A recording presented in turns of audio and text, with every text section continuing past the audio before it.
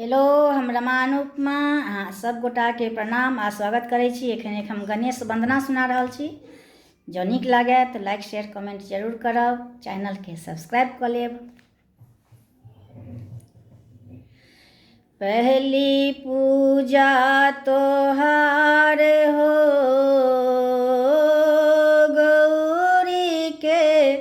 ललन माँ, पहली पूजा तोहार हो गौरी के ललन माँ, गौरी के ललन माँ है गौरी के ललन माँ, गौरी के ललन माँ है गौरी के ललन माँ, पहली पूजा तोहार हो गौरी के ललन माँ, पहली पूजा तोहार हो गौरी के ललन माँ। ब्रह्मा से पहले विष्णु से पहले, ब्रह्मा से पहले विष्णु से पहले, शिव जी से पहले तोहार हो गौरी के ललन माँ, शिव जी से पहले तोहार हो गौरी के ललन माँ, पहली पूजा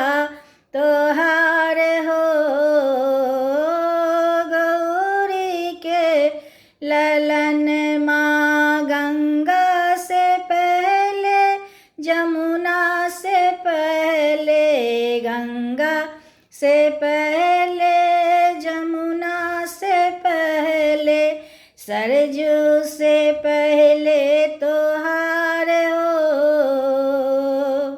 गौरी के ललन माँ, सरयू से पहले तोहार हो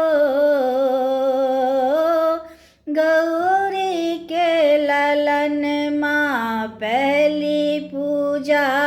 तोहार हो गौरी के ललन माँ। चंदा से पहले सूरज से पहले, चंदा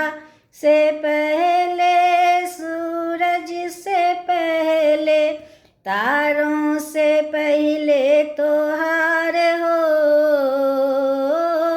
गौरी के ललन माँ, तारों से पहले तोहार हो गौरी के ललन माँ, पहली पूजा तोहार हो गौरी के ललन माँ, पहली पूजा तोहार